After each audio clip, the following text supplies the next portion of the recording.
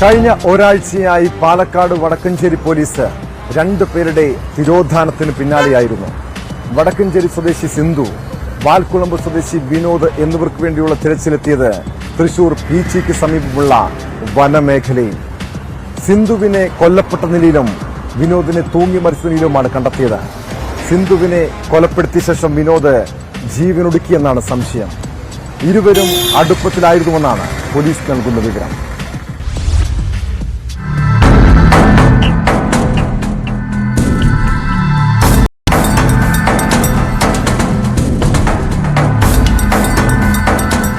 പാലക്കാട് വടക്കഞ്ചേരി കൊടുമ്പിൽ ആദിവാസി ഊരിലെ 35-കാരിയായ Sindhu, tapping തൊഴിലാളി വിനോദ് എന്നിവരുടെ മൃതദേഹങ്ങളാണ് തൃശൂർ മണിയൻകിണർ വനമേഖലയിൽ നിന്നും കണ്ടെത്തിയത്.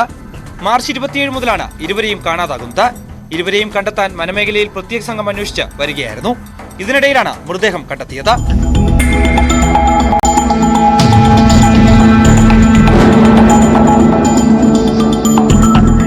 സിന്ധുവിനെ കൊലപ്പെടുത്തിയ ശേഷം വിനോദ് തൂങ്ങി മരിച്ചതാണെന്ന് പോലീസ് സംശയിക്കുന്നു. ഇരുവരും അടുപ്പത്തിലായിരുന്നു എന്നാണ് വിവരം. സംഭവത്തിൽ കൂടുതൽ അന്വേഷണം നടത്തിവരുന്നതായി പോലീസ് പറഞ്ഞു.